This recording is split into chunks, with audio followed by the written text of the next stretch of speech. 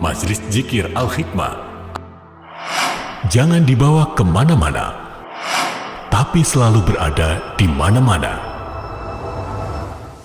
Arti dari lambang Al-Hikmah. Pena sebagai lambang mencari ilmu. Arah pena ke bawah melambangkan menuntut dan menambah ilmu semenjak lahir hingga kembali ke liang lahat. 4 buah kitab melambangkan berlandaskan atas dasar Al-Quran, Al-Hadis, Al-Ijma, dan Al-Qiyas. 3 buah bintang melambangkan, memantapkan, dan menyempurnakan Al-Islam, Al-Iman, Al-Ihsan. Tasbih melambangkan mengikuti ketetapan dan amalia ulama As-Salafuna As-Solihun. Pentolan tasbih yang mengarah ke dalam melambangkan kesungguhan dan keikhlasan dalam mengabdi dan berkhidmat kepada Allah Subhanahu wa Ta'ala. Pentolan tasbih yang panjang yang berada di bawah mengarah ke atas melambangkan berkepribadian dan berperilaku rendah hati, mawas diri dan toleransi, serta arif bijaksana demi meraih rahmat dan ridho serta keutamaan dan kemuliaan di sisi Allah Subhanahu wa Ta'ala.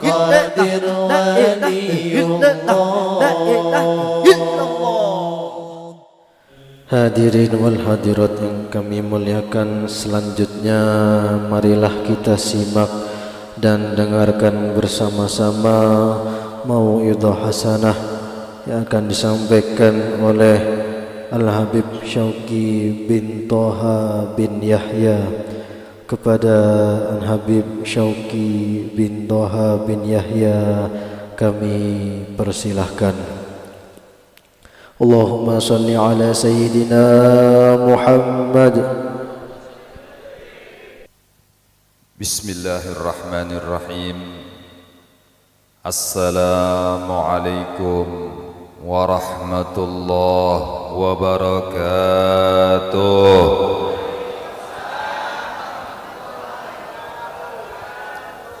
Alhamdulillah alladzi bini'matihi tatimmus salihat wa bidzikrihi tatanazzalur rahmat. Ashhadu an la ilaha illallah khaliqul ardi was samawat wa ashhadu anna sayyidana Muhammadan abduhu wa rasuluhu sayyidus sadat. Allahumma salli wa sallim wa karrim wa azim ala sayyidina Muhammadin an-nuridh dhat was-sirri sari fi sairil asma'i was-sifat wa ala alihi wa ashabihi dawil qadat. Subhanaka la ilma lana illa ma 'allamtana innaka antal alimul hakim. Rabbi shrah li sadri wa yassir li amri wahlul 'uqdatam min lisani yafqahu qawli bi jahin nabi wal ali wal ashabi, amma ba'd. Al mukarramun wal muhtaramun yang sama-sama kita muliakan, para habaib yang hadir pada saat ini, para alim ulama, para kiai, para ustadz, para a'immah khususiyah. Mudah-mudahan dengan kehadiran beliau semuanya menyambungkan pandangan kita kepada baginda Nabi Muhammad sallallahu alaihi wasallam. Kenapa dengan kehadiran beliau menyambungkan pandangan kita kepada baginda Nabi Muhammad? Karena baginda Nabi sallallahu alaihi wasallam bersabda, tuba man ra'ani wa man ra'a man ra'ani wa man ra'a man ra'a man ra'ani, atau kama qala. Baginda Nabi sallallahu alaihi wasallam bersabda, beruntung orang yang pernah memandang aku. Yang pernah memandang baginda Nabi Muhammad adalah para sahabat Nabi. Mereka memandang baginda Nabi dengan pandangan iman. Mereka semuanya termasuk golongan orang-orang beruntung. Makanya hadirin, bapak-bapak, ibu-ibu yang dimuliakan oleh Allah Subhanahu wa Ta'ala, para sahabat banyak menerima jaminan masuk surga dari Allah Subhanahu wa Ta'ala. Kemudian tuba wa man ra'ani, juga beruntung kata baginda Nabi orang yang pernah memandang orang yang memandang aku.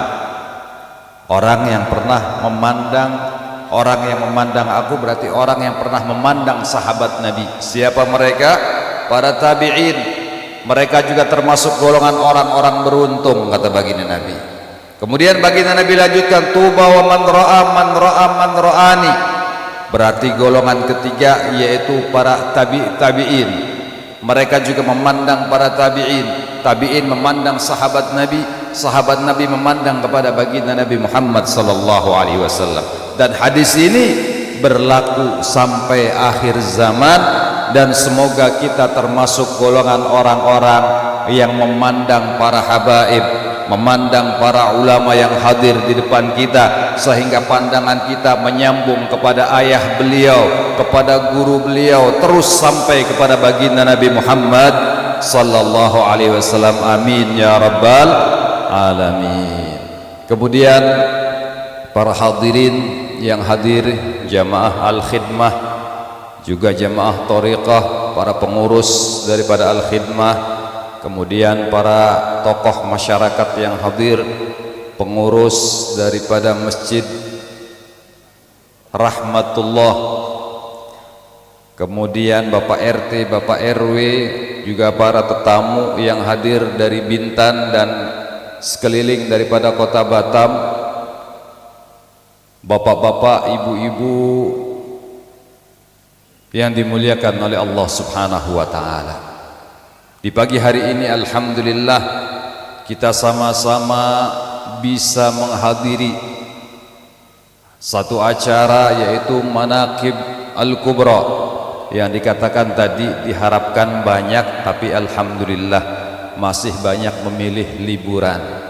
Tapi tidak apa-apa, insyaallah yang hadir pada saat ini termasuk golongan orang-orang yang bisa mengalahkan liburan dan orang-orang yang mendapatkan hidayah dari Allah Subhanahu wa ta'ala.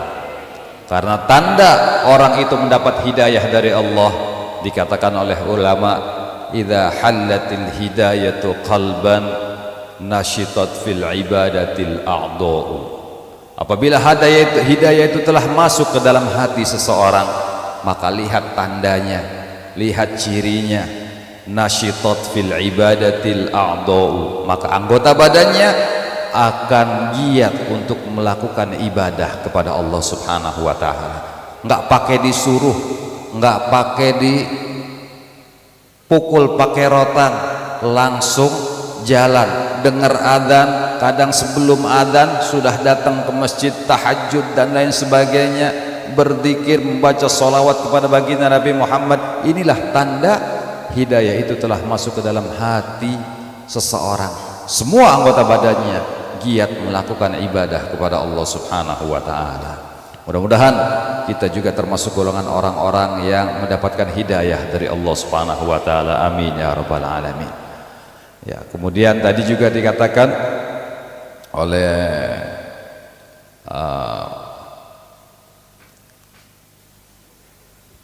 panitia ya, bahwasannya tadi kita membaca Manaqib Al-Kubra, kita baca Yasin, baca tahlil, kemudian mendoakan daripada sesepuh-sesepuh kita, orang-orang tua kita yang telah mendahului kita, yang sudah berada di alam barzah, yang sudah berada di alam kubur. Dan insyaallah tatkala mereka berada di alam kubur, kita sebagai anak cucunya yang melakukan ibadah di atas muka bumi ini, kita melakukan ibadah, mereka yang sudah berada di alam kubur menerima kiriman hadiah daripada apa yang kita lakukan daripada ibadah kepada Allah Subhanahu wa ta'ala. Ibadah apapun. Dan orang-orang yang berada di alam kubur itu lebih peka daripada kita yang berada di alam dunia, bapak-bapak, ibu-ibu. Jadi tatkala mereka melihat anak cucu mereka giat beribadah kepada Allah, mereka merasa gembira dengan apa yang mereka lihat. Tapi tatkala anak cucunya bermaksiat kepada Allah Subhanahu wa taala, naudzubillah, mereka pun merasa kesusahan, mereka merasa susah diri mereka karena melihat anak cucunya selalu bermaksiat kepada Allah Subhanahu wa taala. Jadi apapun yang kita lakukan di dunia ini akan berpengaruh kepada mereka yang sudah berada di alam barzah. Dan dikatakan oleh seorang ulama, orang yang sudah berada di alam barzah seperti orang-orang tua kita yang sudah mendahului kita, dengan kita yang masih hidup di dunia ini ibarat pohon yang bersambung dengan akar. Kita yang hidup di atas dunia ibarat pohonnya, kemudian mereka yang sudah ada di alam barzah ibarat akarnya.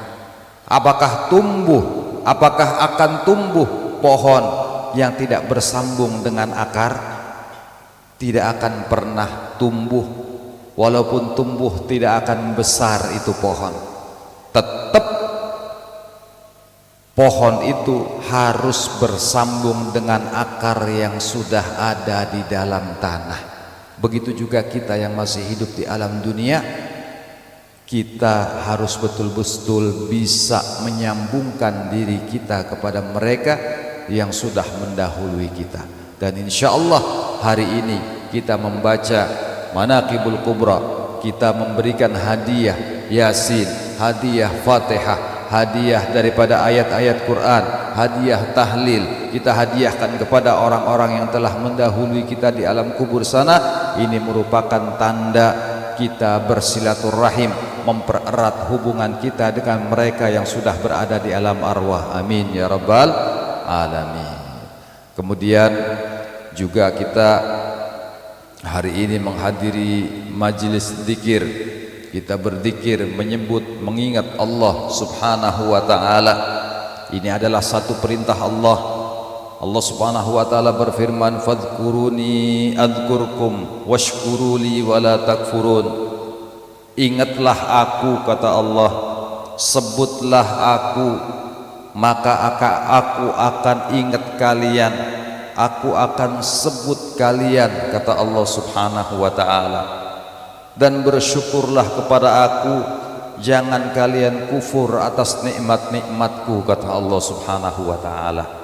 Jadi perintah untuk berzikir, untuk ingat kepada Allah, untuk menyebut nama Allah, ini adalah perintah yang Allah berikan langsung dan tertulis di dalam Al-Quran. Bahkan dalam satu hadis qudsi Allah Subhanahu wa taala berfirman, man dzakarani fi nafsihi dzakartuhu fi nafsi, wa man dzakarani fi mala'in dzakartuhu fi mala'in khairun min mala'ih. Barang siapa yang menyebutku di dalam dirinya, maka aku akan sebut namanya di dalam diriku, kata Allah Subhanahu wa taala. Kalau sudah nama kita disebut di sisi Allah Subhanahu wa taala, nama kita disebut oleh Allah Subhanahu wa taala, ini adalah kenikmatan yang sangat luar biasa hadirin yang kita dapatkan. Jangankan nama kita disebut oleh Allah, nama kita saja muncul di TV, nama kita muncul di koran, nama kita disebut oleh pejabat tinggi, kita merasa bangga dengan apa yang disebut oleh mereka. Apalagi tatkala nama kita disebut oleh zat yang menciptakan langit dan bumi, zat yang menciptakan surga dan neraka, maka kita harus lebih bangga lagi tatkala nama kita disebut oleh Allah Subhanahu wa taala. Allah mengatakan, orang yang menyebutku maka aku akan menyebutnya. Jadi hakikatnya tatkala kita berzikir, hati kita digerakkan oleh Allah Subhanahu wa taala untuk berzikir, maknanya Allah ingin sekali menyebut nama kita dalam dirinya. Hakikatnya demikian, Allah sudah rindu ingin menyebut nama kita, sehingga Allah gerakan hati kita untuk menyebut nama Allah, dan Allah menyebut nama kita. Berarti Allah Subhanahu wa taala rindu kepada nama kita satu persatu. Hadirin, ini adalah nikmat yang sangat luar biasa. Ya, kalau kita menyadari, kita berzikir kepada Allah Subhanahu wa taala, maknanya Allah sedang rindu kepada kita dan Allah ingin menyebut nama kita. Allahumma salli ala sayyidina Muhammad. Hadirin wal hadirat yang dimuliakan oleh Allah Subhanahu wa taala. Ini perintah Allah, bagaimana kita diperintahkan untuk berzikir, selalu ingat kepada Allah Subhanahu wa taala. Kemudian baginda Nabi sallallahu alaihi wasallam juga memerintahkan kita untuk selalu ingat kepada Allah di segala aktivitas kita, mulai dari bangun tidur sampai tidur kembali. Kita dianjurkan, diajari oleh baginda Nabi Muhammad untuk selalu ingat kepada Allah. Baginda Nabi Muhammad selalu mengajari kita, tatkala bangun tidur kita dianjurkan untuk membaca doa, Alhamdulillahilladzi ahyana ba'dama amatana wa ilaihi nusyur. Ini doa baginda Nabi Muhammad mengajari kita agar kita ingat kepada Allah. Tatkala kita membuka mata, langsung ingat kepada Allah Subhanahu wa taala.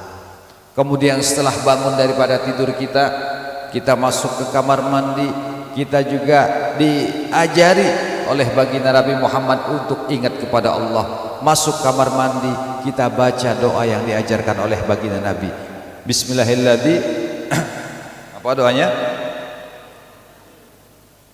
Allahumma inni a'udzubika minal khubuthi wal khaba'ith. Kemudian keluar daripada kamar mandi, baca doa, ingat lagi kepada Allah Subhanahu wa taala. Kemudian pakai pakaian, kita pun diajari baginda Nabi Muhammad bagaimana doanya memakai pakaian. Tatkala kita bercermin, kita pun diajari doanya tatkala bercermin, ingat kepada Allah. Tatkala kita bersisir, ada doanya, disuruh ingat kepada Allah Subhanahu wa taala oleh baginda Nabi sallallahu alaihi wasallam. Tatkala kita makan, ada doanya. Ya, tatkala kita makan, kita juga dianjurkan untuk ingat kepada Allah Subhanahu wa taala. Setelah makan juga demikian, kita minum, ada doanya. Sampai kita tidur kembali, bahkan tatkala seorang laki-laki yang berhubungan dengan istrinya, diperintahkan, dianjurkan untuk ingat kepada Allah Subhanahu wa taala. Jadi ingat kepada Allah, berarti maknanya baginda Nabi sallallahu alaihi wasallam mengajari kita agar selalu berzikir kepada Allah, selalu ingat, selalu menyebut nama Allah di dalam segala aktivitas kita di dalam kehidupan dunia ini. Hadirin, ini adalah satu perintah daripada baginda Nabi Muhammad sallallahu alaihi wasallam dan ajaran daripada baginda Nabi Muhammad sallallahu alaihi wasallam yang harus kita ikuti.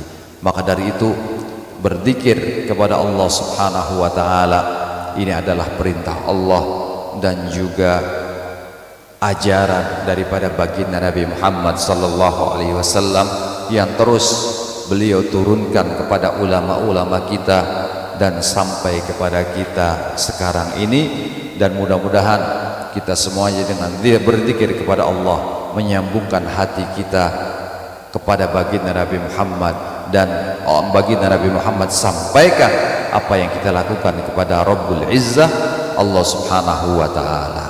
Hadirin yang dimuliakan oleh Allah Subhanahu wa taala, ada beberapa fadilah daripada zikir ini, di antaranya yang sering kita dengar daripada ulama, daripada muballigh tentang keutamaan zikir. Sabda baginda Nabi sallallahu alaihi wasallam, majtama'a qaumun fi majlisin yadhkuruna Allah ta'ala illa haffat alaihimul malaikah wa ghasyiyat alaihimur rahmah wa nazalat alaihimus sakinah wa dzakarallahu fi man indah atau kama qala. Tidaklah berkumpul, kata baginda Nabi sallallahu alaihi wasallam, sekelompok orang di dalam satu majlis yang mana mereka ingat kepada Allah, mereka menyebut namanya Allah Subhanahu wa taala, tidaklah terkecuali mereka diliputi malaikat-malaikat Allah, hadir bersama mereka malaikat-malaikat Allah subhanahu wa ta'ala. Berarti insya Allah hari ini kita sama-sama berkumpul, berzikir, menyebut nama Allah. Mungkin dan pasti kita meyakini bahwasanya ada malaikat-malaikat Allah dan banyak daripada malaikat Allah yang hadir bersama kita. Tapi kita masih dihijab oleh Allah subhanahu wa ta'ala, tidak bisa memandang malaikat Allah.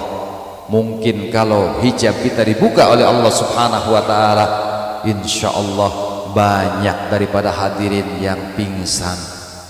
Kenapa pingsan? Ya, tatkala berzikir tahu-tahu nengok sebelah kanan, malaikat Israel yang sebelah kanannya. Gimana coba Bu? Bagaimana bayangkan? Melihat sebelah kiri malaikat Malik, penjaga neraka misalnya, ikut hadir berzikir dengan kita. Maka dari itu alhamdulillah, ini juga nikmat dari Allah. Hijab kita masih belum dibuka oleh Allah subhanahu wa ta'ala, padahal yang hadir pada saat ini ya malaikat-malaikat Allah mungkin jumlahnya lebih banyak daripada kita yang hadir. Makanya tadi panitia mengatakan walaupun masjid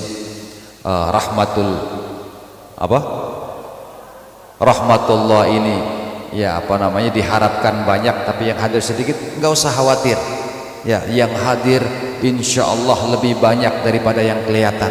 Yang nggak kelihatan lebih banyak, bahkan lebih ngirit. Bapak-bapak, ibu-ibu nggak ngeluarin konsumsi. Yang mengeluarkan konsumsi ini kan untuk yang kelihatan. Kalau yang nggak kelihatan, malaikat, jin yang hadir itu cukup tidak mengeluarkan konsumsi. Nggak usah khawatir, yang hadir penuh. Yang hadir bukan hanya manusia, malaikat Allah, makhluk-makhluk Allah yang lain daripada jin yang muslim, mereka pun hadir berzikir, menghadiri acara-acara yang menghubungkan mereka dengan Allah subhanahu wa ta'ala. Illa haffat alaihimul malaikah, kemudian wa ghasyiyat alaihimur rahmah, dan Allah subhanahu wa ta'ala menurunkan kepada mereka rahmatnya. Dan rahmatnya Allah subhanahu wa ta'ala ini adalah satu pemberian, suatu anugerah yang sangat luar biasa. Tidak ada manusia bisa masuk ke surganya Allah kecuali dengan rahmatnya Allah subhanahu wa ta'ala. Baginda Nabi SAW pernah bersabda dalam satu hadis beliau, la yudkhilu ahadukumul jannah amaluh, seorang itu tidak bisa masuk ke dalam surga karena amalnya, kata baginda Nabi. Para sahabat bingung bertanya kepada baginda Nabi, wala anta ya Rasulullah, engkau juga demikian ya Rasulullah, nggak bisa masuk surga karena amalmu ya Rasulullah. Padahal amal baginda Nabi Muhammad kurang apa? Tiap malam beliau bertahajud hatta tawaramat qadamahu, sujud selalu kepada Allah sampai bengkak kakinya baginda Nabi Muhammad sallallahu alaihi wasallam. Manusia yang sangat luar biasa baginda Nabi, tapi beliau masih tetap tidak mau mengatakan aku ini masuk surga karena amalku. Tidak, aku masuk surga ini karena rahmatnya Allah. Para sahabat bertanya, wala anta ya Rasulullah, engkau juga demikian ya Rasulullah. Wala ana, kata baginda Nabi, walaupun aku masuk surga bukan karena amalku, kata baginda Nabi.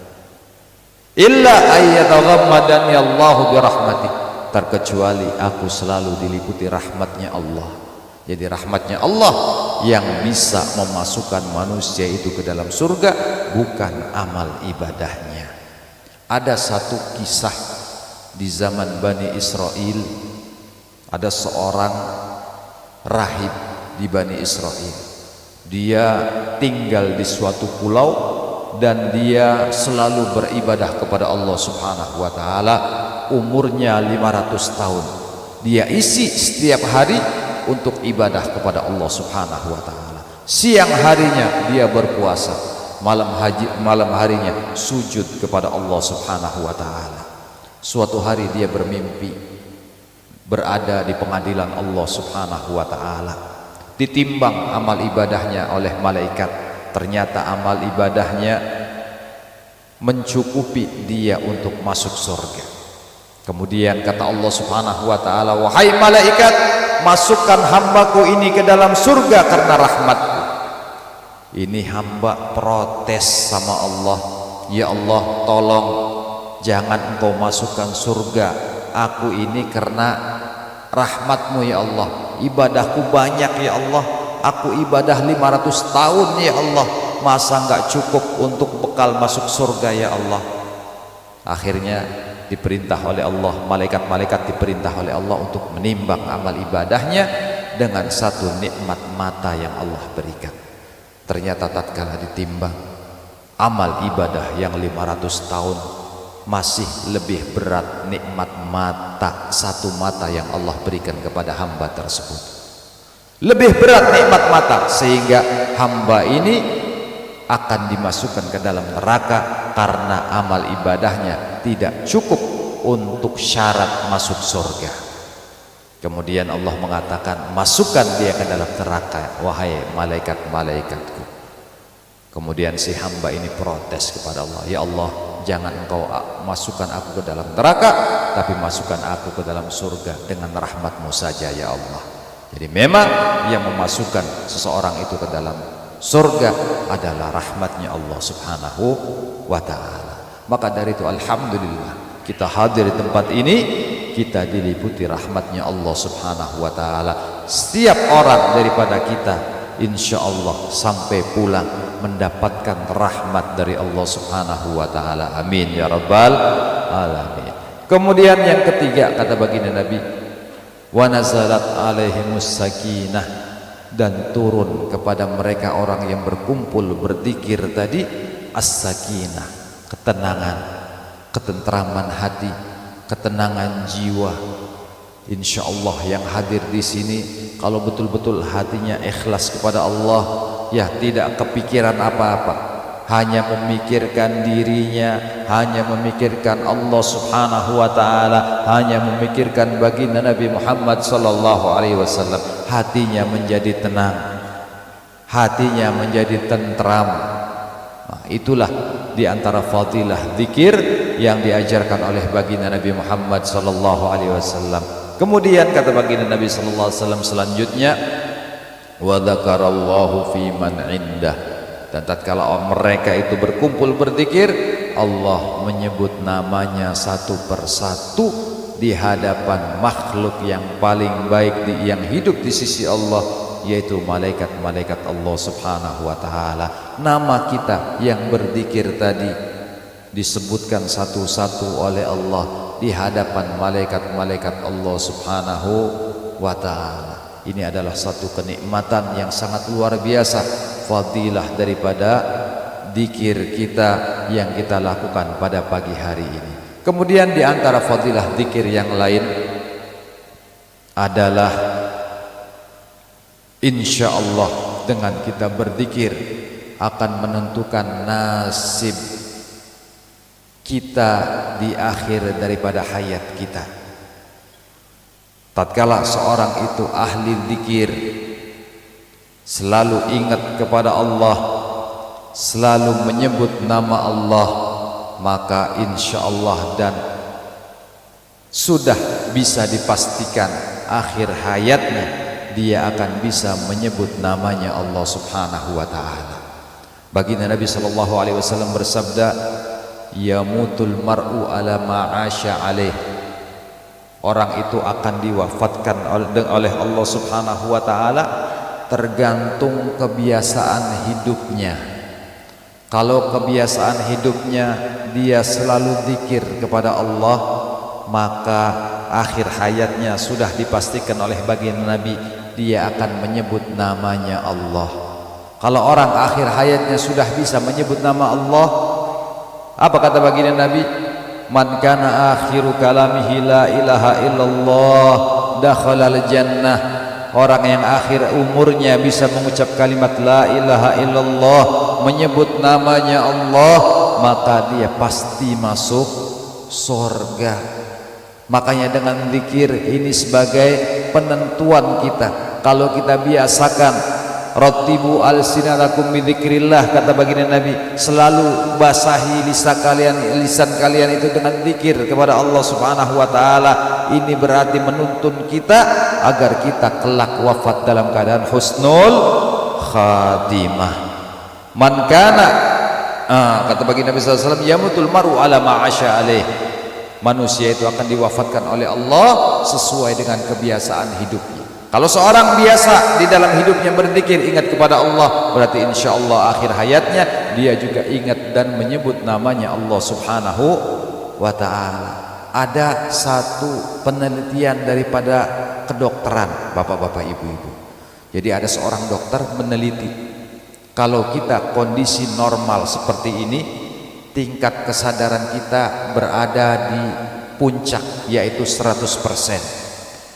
Kemudian turun tatkala kita terkejut atau kaget, itu tingkat kesadaran kita turun menjadi 50%. Kita bayangkan kalau kesadaran kita turun dari 100% ke 50% tatkala kita kaget, insya Allah yang keluar daripada mulut kita ini biasanya refleks, nggak pakai kita pikir. Kalau orang ahli zikir, dia kaget, apa yang keluar? Dia biasa menyebut nama Allah, ya Allah, ya Allah, ya Allah. Insya Allah yang keluar dari mulutnya, ya Allah. Orang yang ahli salawat, insya Allah akan ingat kepada baginda Nabi Muhammad, ya Rasulullah. Orang yang ahli istighfar mesti mengingat astagfirullah kalau dia terkejut atau kaget. Tapi kalau orang yang tidak dibiasakan dirinya menyebut nama Allah, apa yang keluar daripada mulutnya tatkala kaget? Apa yang keluar? Binatang kaki 4 keluar semua. Apalagi bahkan naudzubillah, ya, yang seharusnya tidak dia ucapkan, dia ucapkan. Kadang kalau kita lihat orang yang latah di Jawa, kalau kita kagetin gimana? Copot yang keluar. Betul, Bu? Iya, copot katanya, keluar copotnya. Tapi kalau orang selalu berzikir kepada Allah, kita kagetin, dia terkejut, insya Allah nama Allah yang keluar daripada lisannya. Orang yang ahli salawat mesti dia keluar ingat kepada Rasulullah, ya Rasulullah. Nah, ini menandakan kebiasaan orang itu tatkala turun kesadarannya 50%. Bahkan ada penelitian lagi oleh dokter tadi, sudah 50% tadi diteliti lagi oleh dokter tatkala orang itu tatkala orang itu sakaratul maut, dari 50% turun lagi menjadi 16%. 16% hadirin. Kesadaran kita yang tadinya 100% tatkala sakaratul maut tinggal 16%. Di situ setan nggak diem, setan ganggu, menyerupa menjadi gurunya, menjadi orang tuanya, agar dia tidak bisa mengucap kalimat la ilaha illallah, tidak ingat kepada Allah di akhir umurnya, agar orang ini wafat dalam keadaan su'ul khatimah. Kalau kita sudah terbiasa berzikir, insya Allah di akhir daripada hayat kita, Allah akan tuntun ya kita untuk bisa menyebut nama Allah Subhanahu wa ta'ala, untuk bisa ingat kepada Allah Subhanahu wa ta'ala, berkat kita biasakan lisan kita selalu basahi lisan kita dengan zikir kepada Allah Subhanahu wa ta'ala. Maka dari itu dikatakan oleh baginda Nabi sallallahu alaihi wasallam, yamutul mar'u ma'al ala ma'asya alaih, manusia itu akan diwafatkan oleh Allah Subhanahu wa ta'ala sesuai kebiasaan waktu hidupnya. Ada satu pengalaman saya pribadi, saya boleh cerita ini. Jadi pengalaman dulu waktu abah saya Habib Thaha pertama kali stroke di tahun 2014. Beliau waktu di Bandung stroke, bapak-bapak, ibu-ibu, dan langsung kena otaknya. Ada pembuluh darah yang pecah di bagian saraf otak. Subhanallah, saya ingat hadis tadi. Ya, kesadaran penelitian dokter tadi 50%, 100%, 50%, 16%. Waktu itu pas kena stroke, saya bawa ke rumah sakit. Di rumah sakit ditanya sama dokter, "Pak, namanya siapa?" Jawabnya ngalor ngidul. Nggak kenal sama dirinya, nggak kenal sama anak-anaknya, sama istrinya nggak kenal. 3 hari beliau tidak sadarkan diri. Ini baru stroke. Baru stroke ya, baru pecah pembuluh darah yang ada di kepala, sudah lupa semuanya. Apalagi tatkala sakaratul maut, bapak-bapak, ibu-ibu, 16% kesadaran kita. Cuman abah saya pada waktu itu, alhamdulillah, saya bangga kepada beliau. Ya, beliau selalu berzikir. Zikir beliau yang saya selalu ingat, ya Allah, ya Rahman, ya Rahim. Beliau selalu ingat tersebut walaupun beliau lupa namanya, lupa kepada anaknya, lupa kepada istrinya. Tapi saya perhatikan dan keluar, saya dengarkan yang keluar daripada mulut beliau, kata-kata ya Allah, ya Rahman, ya Rahim. Karena memang beliau terbiasa zikir ya Allah, ya Rahman, ya Rahim. Nah, ini saya ambil kesimpulan daripada kejadian ini, bahwasanya betul apa yang dikatakan oleh baginda Nabi Shallallahu Alaihi Wasallam dan penelitian dokter tadi. Walaupun kesadarannya sudah tidak ada, tapi karena kebiasaan dia berzikir, maka lisan ini sudah terbiasa mengucap kalimat-kalimat thayyibah. Maka dari itu hadirin, ya, zikir ini insya Allah bisa membantu kita ya, agar kita bisa diwafatkan oleh Allah Subhanahu wa taala dalam keadaan husnul khatimah. Amin ya rabbal alamin. Kemudian ya, di antara fadilah kita berzikir kepada Allah Subhanahu wa taala juga bisa memberikan ketenangan di dalam hati kita. Kalau kita merasa gundah, kita merasa susah di dalam hati kita, banyak masalah, banyak sesuatu yang tidak bisa kita pecahkan, maka kita kembali ingat kepada Allah Subhanahu wa taala. Kita kembali mengingat Allah, berzikir kepada Allah Subhanahu wa taala agar kita diberikan ketenangan hati oleh Allah Subhanahu wa taala. Dan juga dengan zikir kepada Allah Subhanahu wa taala bisa menghilangkan karat-karat yang ada dalam hati kita. Karena hati kita ini, semua manusia hatinya diliputi dengan penyakit-penyakit hati. Dan kalau kita ingin penyakit hati kita itu dihilangkan oleh Allah Subhanahu wa taala, kita harus banyak berzikir, mengingat Allah Subhanahu wa taala agar hati kita menjadi hati yang selamat. Dan tatkala kita menghadap Allah, ya, kita menjadi orang-orang yang diterima oleh Allah Subhanahu wa taala. Al-yauma la yanfa'u malun wala banun illa man atallaha biqalbin salim. Pada hari itu tidak akan bermanfaat harta kita, tidak akan bermanfaat keturunan kita yang diterima oleh Allah. Yang menghadap kepada Allah Subhanahu wa taala adalah mereka yang datang kepada Allah dengan hati yang selamat. Mudah-mudahan dengan kita berzikir kepada Allah, Allah bersihkan hati kita, Allah bersihkan hati kita daripada penyakit-penyakit hati, dan Allah hiasi hati kita dengan sifat-sifat mahmudah sehingga kita bisa diberikan tajalli oleh Allah Subhanahu wa taala, bisa melihat segala sesuatu yang dikehendaki oleh Allah Subhanahu wa taala. Dan semoga kita dengan berzikir Allah wafatkan kita dalam keadaan husnul khatimah, dan juga Allah kumpulkan kita bersama ahli zikir, bersama orang-orang, bersama sayyidul zakirin, yaitu baginda besar Nabi Muhammad sallallahu alaihi wasallam. Dan Allah kumpulkan kita bersama guru-guru kita, masyayikh-masyayikh kita kelak di yaumul qiyamah, di bawah benderanya baginda Nabi Muhammad, di bawah bendera daripada Yai Asrori. Insyaallah kita dikumpulkan semuanya di padang mahsyar, ya, tepat di bawah bendera beliau dan di bawah bendera besarnya baginda Nabi Muhammad sallallahu alaihi wasallam. Amin amin ya rabbal alamin. Kurang lebihnya mohon maaf. Wallahul muwaffiq ila aqwamit thoriq. Assalamualaikum warahmatullahi wabarakatuh.